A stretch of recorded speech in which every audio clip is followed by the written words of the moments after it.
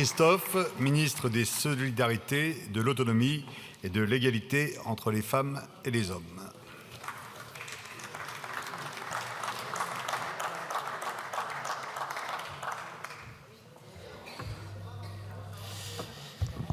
Merci, Monsieur le Président, Mesdames et Messieurs les ministres, Monsieur le Président de la Commission des Affaires sociales, Monsieur le rapporteur général, Mesdames et Messieurs les rapporteurs, Mesdames et Messieurs les députés. Dans le contexte budgétaire contraint qui a été évoqué, nous savons que les plus vulnérables d'entre nous seraient les premiers à souffrir d'une fragilisation de notre modèle de solidarité. Et dois-je préciser que les plus vulnérables, ce sont tous les Français, car nous le sommes tous à un moment donné de notre vie. Les commissaires des affaires sociales peuvent en témoigner. Après nos échanges, mon ministère entend prendre sa part à l'effort collectif pour préserver ce modèle. Et pour que la fraternité, troisième valeur républicaine, qui apporte une indispensable dimension humaine, continue d'être un principe général d'action publique. Je les remercie pour le travail qui a été mené. Il va être encore approfondi à partir d'aujourd'hui en séance. Car si les moyens des solidarités sont en hausse pour accompagner toutes les familles et tous les Français, il nous faut aussi, et c'est indispensable, renforcer l'efficacité à moindre coût, autrement dit l'efficience de nos moyens publics. Nous encouragerons donc les améliorations sur les pratiques d'achat des établissements et les mises en commun des ressources. Nous favoriserons une sobriété médicamenteuse, car un usage abusif des médicaments peut détériorer la santé et altérer la qualité de vie de nos concitoyens. Nous lutterons également contre toutes les formes de mésusage des moyens publics qui doivent toujours aller à la qualité de l'accompagnement des usagers. Dans tous les cas, et comme mes collègues ministres, j'ai travaillé pour faire une proposition tournée vers l'avenir, un budget d'investissement dans l'avenir. L'avenir, c'est tout d'abord nos enfants. Je commencerai donc avec la politique familiale, une priorité du gouvernement et du Premier ministre. Ce PLFSS conforte les moyens prévus pour le service public de la petite enfance.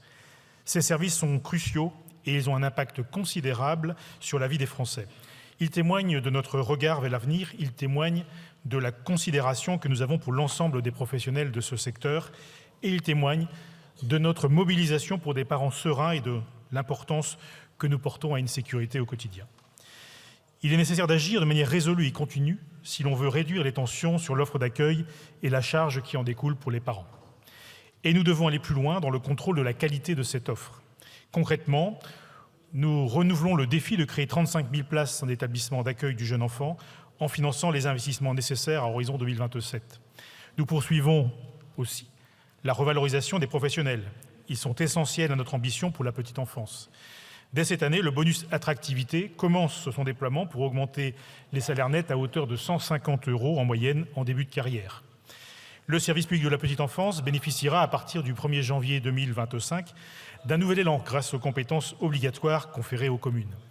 Elles auront, je le rappelle, le rôle de recenser l'offre disponible et elles disposeront enfin de nouveaux outils pour assurer la qualité de l'accueil du jeune enfant.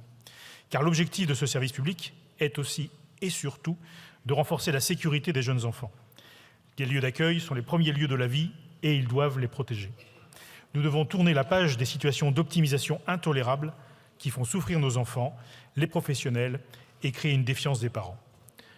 Rôle renforcé des communes, revalorisation des professionnels, création de nouvelles places seront les clés d'une confiance retrouvée d'un secteur consolidé. Je sais que vous avez des propositions sur les modalités de financement des crèches et je les regarderai avec attention avec Agnès Canayer, tout en ayant à l'esprit un besoin de stabilité, de visibilité pour le secteur dans cette période décisive. Je vous rappelle aussi que nous devons toutes et tous ici prêter une attention aussi particulière aux familles monoparentales dont la charge incombe plus souvent à des femmes. À partir de 2025, et comme prévu, la branche famille financera à hauteur de 600 millions € en année pleine une réforme du complément du libre choix de mode de garde. Il pourra aller pour les familles monoparentales jusqu'aux 12 ans de l'enfant, contre 6 actuellement. Et tous les parents, sans exception, ont besoin de concilier leurs différents temps de vie, de favoriser leur accès et leur maintien dans l'emploi et de récupérer pour jouer pleinement leur rôle. Tout ceci appelle à une hausse de dépenses de près de 2 milliards sur la branche famille en 2025. Nous devons aussi travailler ensemble au projet de congé de naissance, levier indispensable du développement lors des 1000 premiers jours de l'enfant et de l'égalité entre les femmes et les hommes. Avec Salim Assa et Agnès Canayer, nous continuerons à travailler ensemble sur l'ensemble de ces actions et en dialogue avec vous. La valeur de fraternité porte également nos actions en faveur des personnes en situation de handicap. Nous souhaitons conforter, avec Charlotte Parmentier-Lecoq, les mesures de la Conférence nationale du handicap et la dynamique impulsée par les Jeux paralympiques en faveur d'une société plus inclusive. Le PLFSS prévoit donc une accélération du déploiement des 50 000 nouvelles solutions d'accompagnement. Le rythme annuel prévu initialement était l'ordre de 200 millions d'euros par an et nous porterons l'enveloppe disponible en 2025 à 270 millions d'euros supplémentaires. Cette dynamique doit rendre possible dès 2025 le déploiement effectif de 15 000 solutions plus individualisées, plus adaptées aux besoins spécifiques des personnes et au plus près de leur lieu de vie. On ne peut pas tout standardiser.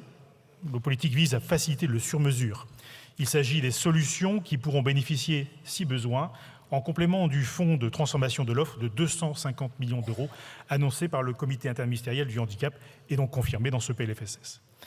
La transformation vers le milieu ordinaire ne se décrète pas, elle s'accompagne et doit être dotée de moyens. Dans ce contexte, nous aurons une attention toute particulière à l'école pour tous, à laquelle je crois fermement. Votre camarade de classe en situation de handicap, je le dis souvent, peut être votre ami d'aujourd'hui, votre collègue de demain ou votre future compagne ou compagnon, épouse ou époux. Une société est véritablement inclusive quand elle combat activement les préjugés dès le début de la sociabilisation. C'est comme cela que l'on bâtit une société nativement inclusive. Et cette école, notre école, a besoin de moyens d'accompagnement médico-sociaux. Mon ministère est en mesure de les fournir. Il en va de l'égalité des droits promise par la loi de 2005, dont nous fêterons cette année les 20 ans. Là encore, nous serons à votre écoute. J'en viens à un sujet d'attention où les défis sont toujours devant nous, le vieillissement de notre population. Nous en avons beaucoup parlé et nos préoccupations sont communes. Oui, il faut se préparer dès maintenant à l'augmentation importante du nombre de personnes de plus de 85 ans qui auront besoin d'un soutien à leur autonomie. Le vieillissement de notre population est une réalité incontournable. En anticipant ce phénomène et en repensant notre approche politique, nous ne ferons pas seulement face à cette situation. Nous garantirons également la préservation des valeurs fondamentales qui font la France. Dans l'immédiat, nous faisons face à une urgence. La situation financière difficile des EHPAD ne peut plus durer.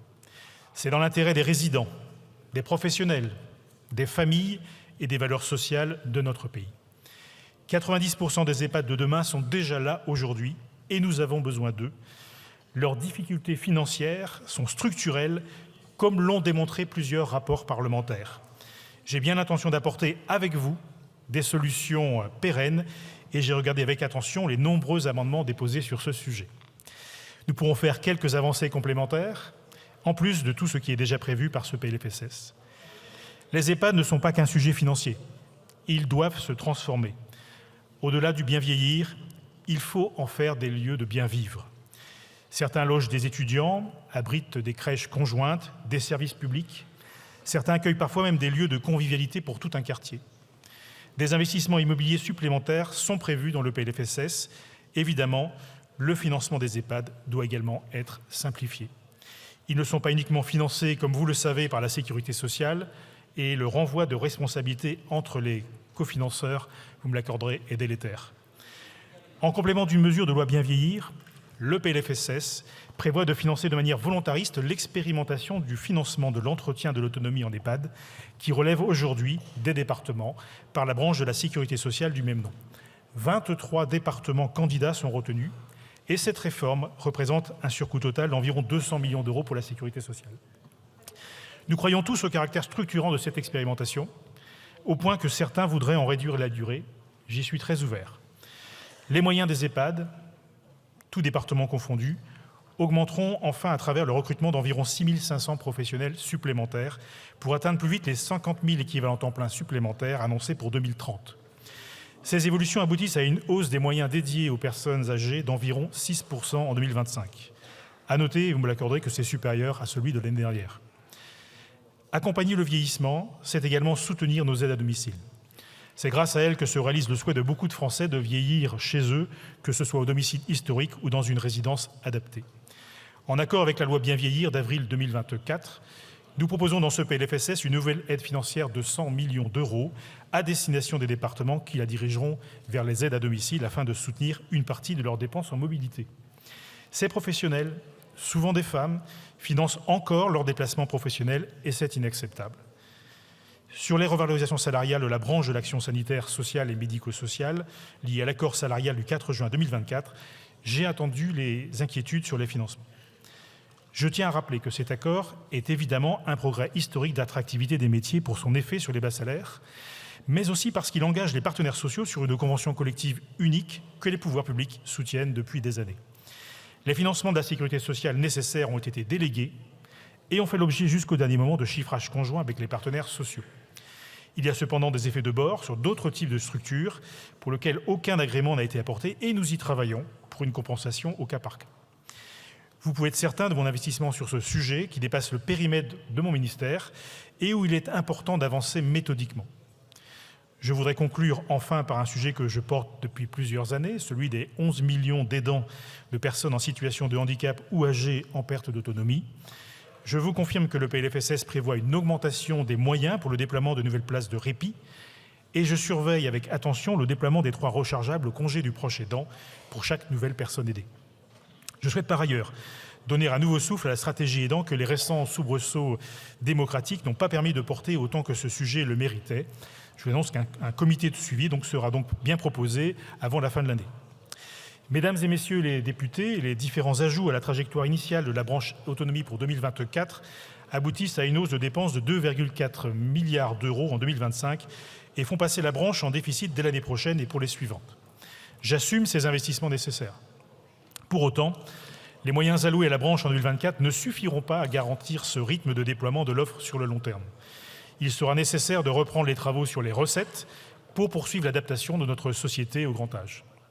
Le sujet mérite, comme vous le savez, des concertations, notamment en termes d'acceptabilité sociale et aussi une prise de conscience par nos concitoyens. Enfin, et vous le savez, le texte du gouvernement dont vous disposez est perfectible dans la limite de ce que la situation actuelle de nos finances publiques exige.